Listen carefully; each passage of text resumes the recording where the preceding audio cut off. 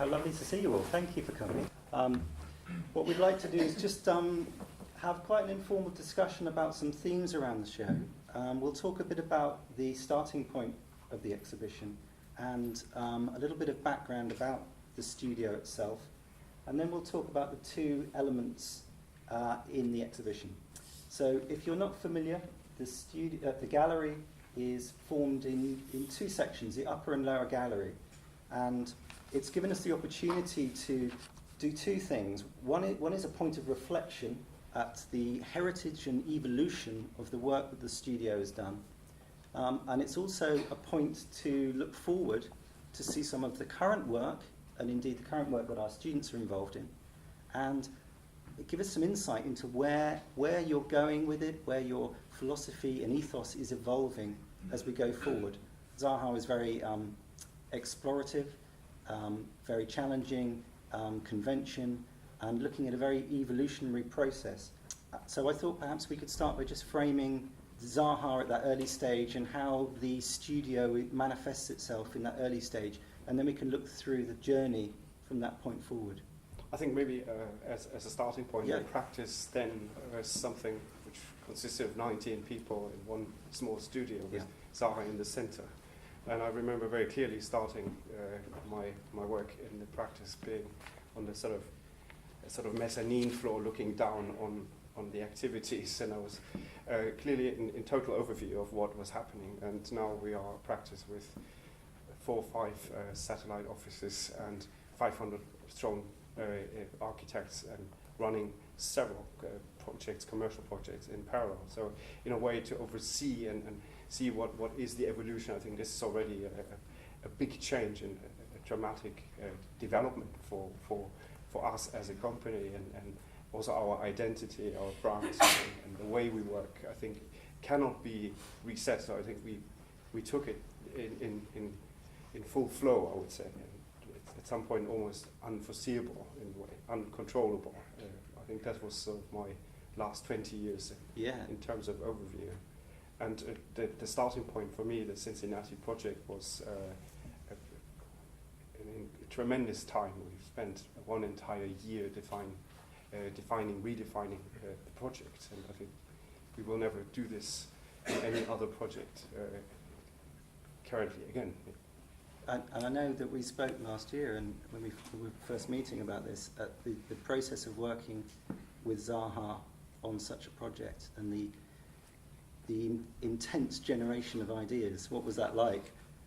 I think usually actually we have more than one competition on the table, so we can't work continuously with the other. I think for Cincinnati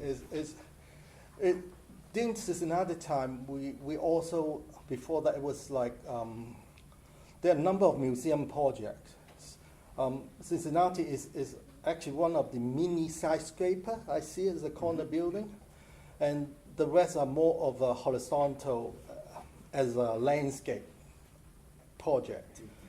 So you'd say the Cincinnati project was the key change, where that challenge of the quite constrained footprint and the need for volume made a difference. I think the brief for Cincinnati is actually quite open, and it was quite quick competition. I think we spent like a month on it, but intensively. Of course, you have people making models, sketching. Everyone is doing many things, but at the very early stage, Zaha had this idea of the urban carpet and also the idea of this jigsaw puzzle, how the building actually clustered together, and actually each room, or you say each museum room, they form different configuration, actually allow a flexibility. At that time, I think museum doesn't really own a permanent collection, so the museum actually need to prepare themselves to borrow other show from other museum at the same time. In that early stage, it was quite expensive. Just for the audience, we got an image of one of the models from Cincinnati. You may have. Did you build that one? Probably. Okay. We got quite a lot. I think the turning point also was Yeah. when the competition was won and it was clearly a winner, and there was another level of pressure. I mean, not just internally, but I think there was clearly a perceived sort of seriousness about it, and I think there was a lot of productivity. And the questioning between pragmatic programming and architectural functionality was keeping the artistic and complexity, the ideas alive. And this struggle was, I think, a year long. I remember. It's back and forth. Is another breaking point for Zaha. Actually, it's quite important one. Mm-hmm. Apart from, of course, we have other like sister project like FF1, but more of a small scale project. David, you've been to the Cincinnati building. We talk about the urban carpet. Can you kind of describe what that feels like and what the aim was? Certainly, I was there around either 2005 or 2006 with a theater group from Chicago. We did a performance there, and when you're outside it, you see along one edge of the building a continuous level that you could almost imagine skateboarders loving. That really takes it sweeps up, and you see how the surface is integrated into the street, and your eye catches that. You can't miss it, and it goes along it. Another thing that everyone remarked on in that building when it was new was that even though it's rectilinear, it's highly rectilinear in contrast to some of the other later projects. There is a real there aren't so many right angles as you would expect. And from what I hear, that was deliberate, and there was a lot of effort put into that, I think, perhaps. I think the idea of this conglomerate and sort of loose staggering together of spaces, this was something we've been experimenting. And the idea of these spaces folding into one another, there were several different approaches, and you can see in the exhibition they were elaborated through relief models, volumetric models, and we really had to try everything in our might to really describe that condition and to see the models how it works, the models that you've made and the reliefs that you'll see in the exhibition, they're beautiful, and the handmade elements, the resin casts, and they're whatever you needed to do to explore that idea. They really are using any resource to realise and communicate and explore those, and even though you'll see a large grey model of the Cincinnati building, even that's like a jigsaw piece, just as you described the physical volumes being a jigsaw piece. You've even modelled it with that mindset. So so wonderful to see. And I think one thing we will see across the exhibition is the evolving and changing tools and methods that you use. But I see a consistent philosophy of experimentation. So there's your constant.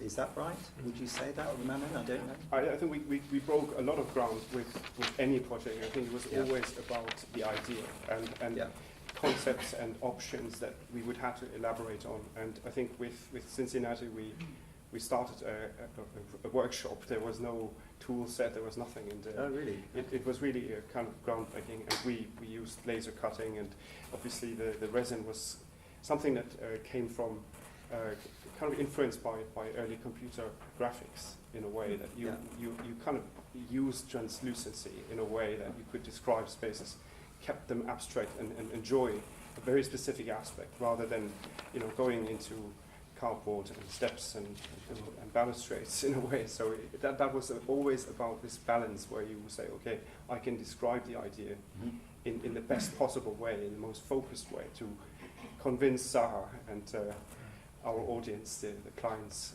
And did anyone make a soap model? That was of another project, of the Salerno project, the maritime terminal. So that was a really nice little model made out of all different pieces of soap. So again, it was really very playful to see the model Unfortunately, I had to throw it away last year because the soap decomposed. Okay. Well, I'm But sure it our was mod really makers good can to- conserve something like that in the future. But we'll look at that. Yes, so that Well- one we couldn't conserve. But I thought you used it. Well, you could, yeah. No. You might have washed it. Thank you for that. Can I just ask, parametrics associated. I don't know, David. Maybe you could give us a general overview of parametrics and parametricism, and then we could maybe ask the Zaha team, how's it working for you? What's special? How do you use it, David? Certainly, yeah. I mean, in a broad context, parametric design is a method of making design decisions. It doesn't require software tools, but it's greatly helped by them. It proceeds not by the assembly of objects, but algorithmically, by defining the relations between parts. And so describing and editing parameters within a systematic whole is the root of it. When, for example, when you adjust the parameters and variables, the modeled objects change to fit the new forces that you're embodying as form, in a sense. Look, like most tools, it's value neutral. And because of that, I think it's fascinating that the promising challenge that parametric design raises is in the demand, which has always been there, to properly fit the given system of constraints, be they structural, programmatic, budgetary, or otherwise, to the eventual facts on the ground. And working with those concepts and tools must be very interesting. So, from your perspective, I mean, Jim in the audience. I think parametricism, from my personal little understanding, is coming from aerospace engineering, complex design tasks that have to rely on a certain amount of automation to actually build up complexity, but then also have them manageable. If one design aspect changes in manual terms, to redesign is an enormous effort. So in this sort of engineering environment, you have these processes related, so you have connections between design parameters that then drive the overall design. But I think in terms of Patrick's style, I think he's talking more about even wider interpretation. For him, it is to distinctively define an epochal style that is data-driven and that relies on a different form of the identity of the designer as such. This is a collaborative, a quantitative and data-driven discourse, where disciplines are invited to. This is more kind of an inclusive design approach, where things that we normally work with, structural engineering, climate engineering, all these things are taken as part of the initial design consideration, and they form a complex design approach, inclusive design approach, rather than a traditional, let's say, sort of lineup or hierarchical design approach, if that makes sense. yeah. So I mean, I'm parametrics in a more engineering sense. It's quite familiar, and it's often viewed as quite limiting. But actually, you're twisting it, and it's generating. Yeah. Ironically, well, not ironically, but definitely, which is great. Thank you for that. I think his reboot, the Parametricism 2.0, is trying even more inclusive, and he's now identified several substyles like blobbyism and virtualism to really incorporate even more architectural sort of formulations and substyles that are emerging at the moment. I think in principle it's digital design that is emerging at the moment. And I was struck by the diversity of approaches in the models that are in the gallery, showing the evolution of this design, which you'd said you worked intensively on for over a year, and the sense of parametricism being open and inclusive to design forces and variables. I'm very curious, did you find that any of this type of systems thinking was present in that process, which these tools now are able to broaden and deepen the scope of? I think the approach has really evolved. I think at the time when we were looking at Cincinnati, I think there were different parameters at play, and I wouldn't say it was parametric in that sense. I think it really emerged out of the deconstructivist agenda and style. And I think there were different aspects in discussion, in the discourse, evolved into what we have now as a parametricist discourse. But I think the analytical approach that Zaha really was a huge proponent of, and she was very, very clear about having clear-cut options that she could identify and that were examined to a very high level. And there was no sort of favoritism or kind of sort of. She was very rational in that sense that she wanted to really have them elaborated to that level. That, in a way, it was a parametricist approach, right? To see really clearly what in this stage of the design makes more sense, also aesthetically. And we were talking with Daria, who was being tutored by Zaha before you joined the studio, and it was you were describing the insistence to investigate and explore an idea and continue to investigate and continue to explore, a rigorous interrogation and exploration of that design that really driven. I mean, it's something we in education we work with the students to develop an iterative approach, which is the same across design, where you're working over and over. I mean, the models in the top half of the gallery, it's just stunning, the number and the intensity. I mean, it must have been a maelstrom of production for a year, I suspect. Just the volume, Ed. I mean, you just think, crikey, the For Cincinnati, productivity. We have about 140 items in archive, so all physical items between models, sketchbooks, drawings, paintings. Any particular key projects you think really encompass that, Manon? I think the one that we are showing here, where we see the most images, renders, and models, would be the Math Gallery.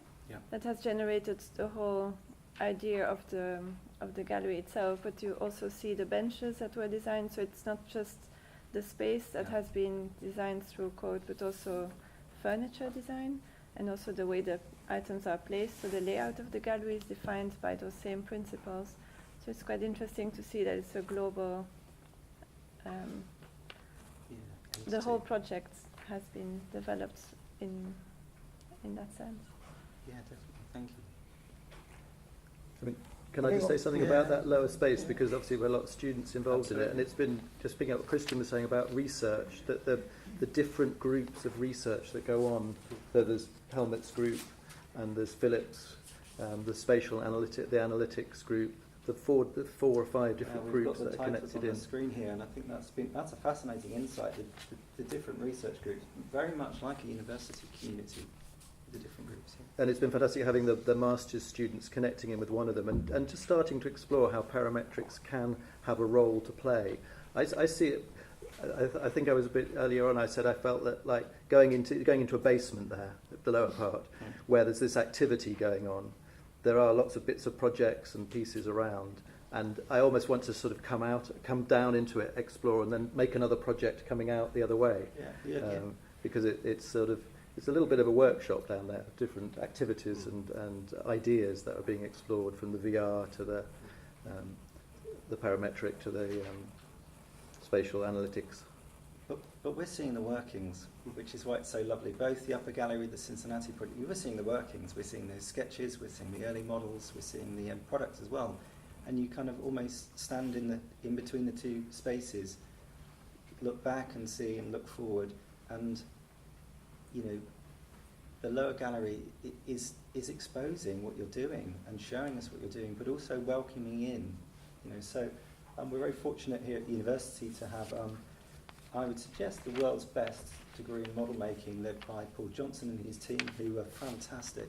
And you'll see some exhibits of model making students, hopefully some here today, in the exhibition too. And it's richer than that. I mean, what was interesting is Paul and the team were involved in repairing some of their very early Cincinnati models that have now become a sketch model all those years ago has now become a really important piece of cultural history, studio history, but broader than that. And so to see the team and the care and attention of the team and the students restoring those pieces, I think was lovely to see, and it was great to see those students involved.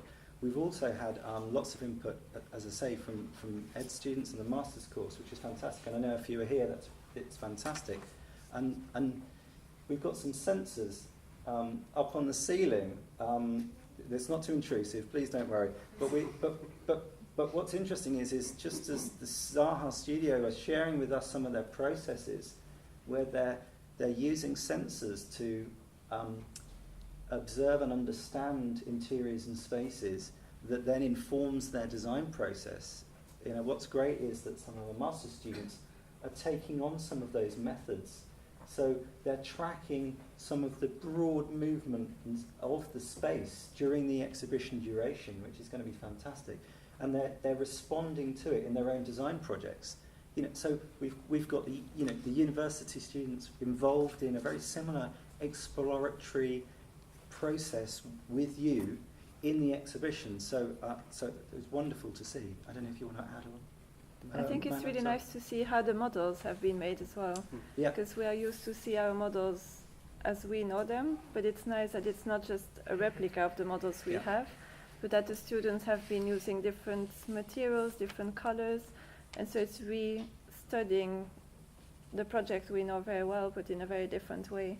So I think it would be nice to speak to the students afterwards as well, in front of their models, and see how they came up with those ideas. So to see how the collaboration went. In a way, I want to say how open and generous the practice at the office has been. Absolutely. To people coming and trying out things. There is that generosity of sort of creativity, if you like, that runs through it. So that our students, they're working with dance students to collaborate into the issues, which isn't necessarily usual for Zaha. Although I did track back to 1989 and find a Zaha collaborative piece with Rosemary Butcher, the choreographer, which was in the Royal Festival Hall. So I can see the Zaha spirit, the creative spirit, in a way coming through. You sort of think the parametrics is very sort of fixed and sort of rigid as an approach, but actually when you start to mix and match and find new programs and new ways of working with it, then I think there's a new future beyond even the parametric world. I think also for the Maxi Museum, for the opening, we invited a dance company to come and dance in the space, because the museum was open, was finished, but the collection was not put in place yet. And so the Sasha Valls company was invited to have a free run through the museum and really have a dance performing. Well, I think that crossover, architecture claims to be the mother of the arts sometimes, but actually the crossover of arts that goes on via the office is very interesting, from, interest in music to light, the light experiments that you've been doing recently, projecting onto buildings, shows that sort of broad interest in the arts now as well, still. I think the crucial term for me is sort of speculative work, and I think this is something that we tend to not show. I mean, we try our best efforts to make projects look determined and defined, and I think obviously making models or putting drawings or images out there is always the attempt to say, okay, this is to our best knowledge, and this is the most defined. We can bring this project, but projects never finish. And I think making models and assumptions on the basis that you have to work through a project and you develop it is always speculation. And I think there is always a huge amount of risk to say, okay, is this actually working alongside my interests and my intentions? And I think simulation is the critical element, I think. And we've always done this, and also Zaha was always teaching, Patrick was also always engaging with universities. We had always huge influx in new students, new ideas, and I think it was always critical to be at the forefront. And also of speculation. It is not necessarily clear that whatever we took on was going to be guaranteed a success. And we had to fail a lot as well, no? Well, that's good to hear. Oh yeah, I think it's enormous amounts of miss, but also experimentation, necessary experimentation with also necessary failure. I mean, this is part of the entire process. When you say iterative, you know, you have to also iterate into the bad way, into the dark side. Well, yeah, we've got a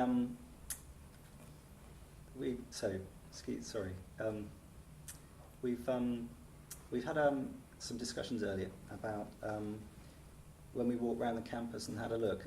So, as a specialist arts university, the Arts University Bournemouth is very focused on exploration, very focused on the maker culture.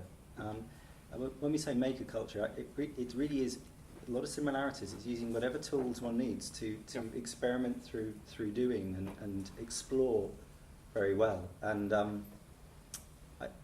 we were talking about how important that is in the educational process. And you studied in Stuttgart. We talked a little about your experience through there. Yeah. And you're a fascinating example of that. Made the physical models.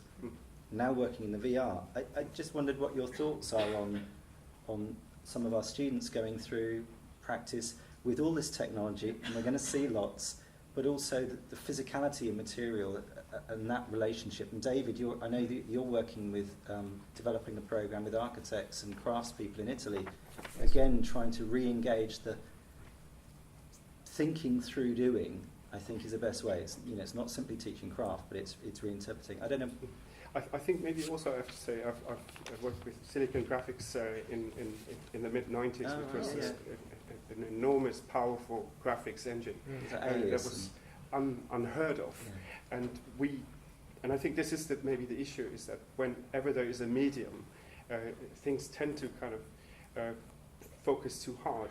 When you have a variety of ideas and medium, you can test them and you can counterbalance them and you can counter-question them, I think. And this is what happened, I think, in this process during the manual physical model making. There was a lot of different media. We had 2D, we had paintings, we had relief models, and I think there was never really a kind of single answer or single solution. And it was always the balance, and also you go from purely aesthetical aspects to then programmatic architectural questioning, and it is still the same project. And this is also what drove us, I think, into VR. I mean, our design process, our clients, our projects also evolved. We have a fully digital design process. Everything is in 3D. Our entire consultant process, our partners that we work with, also all done in 3D. So to bring that into a new medium, which is very close to, I think, what we as architects do as our core mission, and that brings us quite away from the arts, is the full human scale environment. Ultimately, we work for a type of client, which is the human body and human culture. That is not about expression or art. I think there's a clear distinction. And for me, VR is that solution where we can have this sort of confluence of different information that can coexist and can be calibrated, understood, questioned, and examined. We don't have the physical model making by the designers anymore. We do have rapid prototyping, but it's an entirely different process. This sort of muscle memory that you had when you built 50, 60 models, and you then had almost a physical experience how to generate that space, is different. And I think VR has opened that up again in a weird new way, I think in an interesting new way as well. David? Sure. I think that's a really important point about medium, and insofar as, you can say that a tool is value neutral, that understanding also has to be, which really emphasizes your own value and the project's value, and makes that clear. You have to understand at the same time that to a person with a hammer, everything looks like a nail. So if you're having, as you're emphasizing, the variety of media with which to investigate things, and working with the physical, working with the digital, and especially when you're able to see the two juxtaposed, the continuities of method, of intent, that you really want to come through are made very clear. I think it was nice often to see in the office when a new architect was coming in, that he was maybe really good with one tool, with digital CAD drawing, but that I would say, now you have to make a model, now you have to make a paper relief, and then you had the poor new students trying to understand how to make a paper relief, what it actually meant, how to score paper to make it look like an elevation, or I think that was always quite good that she was challenging people and saying they don't know how to draw anymore, they don't know how to sketch anymore.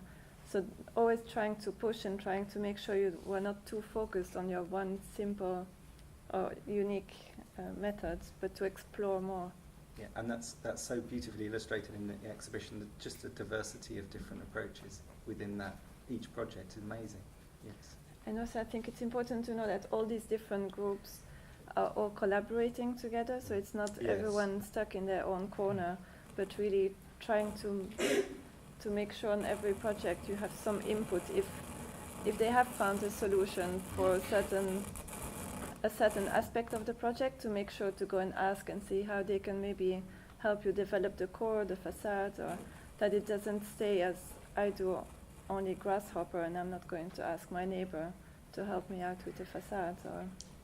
And I think what's been evident visiting, talking with you and meeting your colleagues who are here, which is lovely to see, is it really is a community specialist interest, but the diversity all the way through is just diversity at every point, whether it's the methods and tools, whether it's the groups and the research that you're all exploring.